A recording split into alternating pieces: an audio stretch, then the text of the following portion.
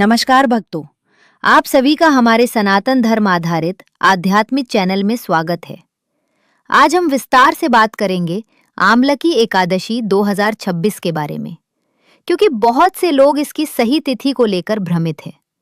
इस वीडियो में मैं आपको बिल्कुल स्पष्ट वर्तमान पंचांग के अनुसार और सनातन धर्म की मान्यताओं के आधार पर सही जानकारी दूंगी, ताकि आपके मन में कोई संशय न रहे। यदि आपको ऐसे शुद्ध और स्पष्ट धार्मिक विषय पसंद आते हैं तो वीडियो को लाइक करें, शेयर करें और चैनल को सब्सक्राइब अवश्य करें और कमेंट में लिखें ओम नमो भगवते वासुदेवाय।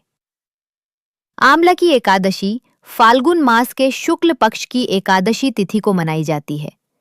वर्ष 2026 में ये पवित्र एकादशी 27 फरवरी शुक्रवार को पड़ रही है। पंचांग के अनुसार एकादशी तिथि 27 फरवरी को प्रातः काल से ही मान्य रहेगी और उसी दिन सूर्य उदय पर एकादशी तिथि विद्यमान रहेगी। इसलिए व्रत 27 फरवरी को ही रखा जाएगा। कई लोग 26 या 28 फरवरी को लेकर भ्रमित है, लेकिन सनातन धर्म में व्रत रखने का नियम उदय तिथि के आधार पर माना जाता है। जब एकादशी तिथि सूर्योदय के समय विद्यमान रहती है, वही दिन व्रत के लिए मान्य होता है। इसलिए स्पष्ट रूप से समझ लें कि आमलकी एकादशी व्रत 27 फरवरी 2026 को ही रखा जाएगा। पारण अर्थात व्रत खोलना अगले दिन द्वादशी तिथि में 28 फरवरी की सुबह किया जाएगा और पारण का समय द्वादशी तिथि समाप्त होने से पहले करना चाहिए। अब समझते हैं कि इसे आमलकी एकादशी क्यों कहा जाता है। आमलकी का अर्थ है आंवला। सनातन धर्म में आंवला वृक्ष को अत्यंत पवित्र माना गया है और इसे भगवान विष्णु का प्रिय वृक्ष कहा गया है। मान्यता है कि आंवला वृक्ष में दिव्य ऊर्जा का वास होता है। फाल्गुन शुक्ल एकादशी के दिन भगवान विष्णु की पूजा के साथ आंवला वृक्ष की पूजा करने का विशेष महत्व है। इस दिन आंवले के वृक्ष के नीचे दीप प्रज्वलित किया जाता है, जल अर्पित किया जाता है और भगवान विष्णु के मंत्रों का जप किया जाता है। एकादशी का मूल उद्देश्य केवल भोजन त्याग करना नहीं है, बल्कि मन, वाणी और इंद्रियों पर संयम रखना है। आमलकी एकादशी विशेष रूप से शरीर और आत्मा दोनों की शुद्धि का प्रतीक मानी जाती है। आंवला आयुर्वेद में अत्यंत लाभकारी फल है और धार्मिक रूप से इसे सात्विकता, आरोग्य और दीर्घायु का प्रतीक माना गया है। इस दिन उपवास रखने से शरीर की आंतरिक शुद्धि होती है और भगवान विष्णु की भक्ति से मन की शुद्धि होती है। व्रत की विधि सरल है। प्रातः ब्रह्म मुहूर्त में उठकर स्नान करें, स्वच्छ वस्त्र धारण करें और घर के मंदिर में भगवान विष्णु तथा माता लक्ष्मी की पूजा करें। यदि संभव हो तो आंवला वृक्ष के पास जाकर पूजा करें। भगवान विष्णु को पीले पुष्प अर्पित करें, तुलसी दल अर्पित करें और ओम नमो भगवते वासुदेवाय मंत्र का जाप करें।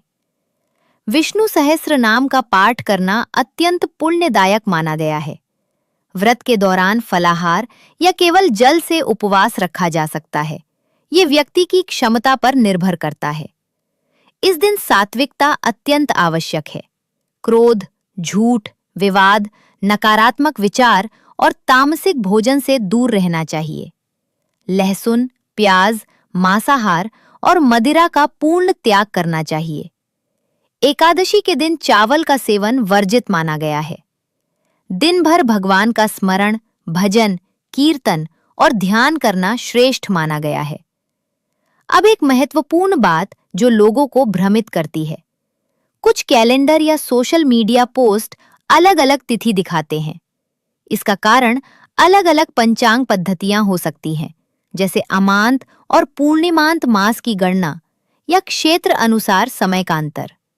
परंतु भारत में प्रचलित वैदिक पंचांग के अनुसार और उदय तिथि के नियम से 2026 में आमलकी एकादशी 27 फरवरी को ही मान्य है।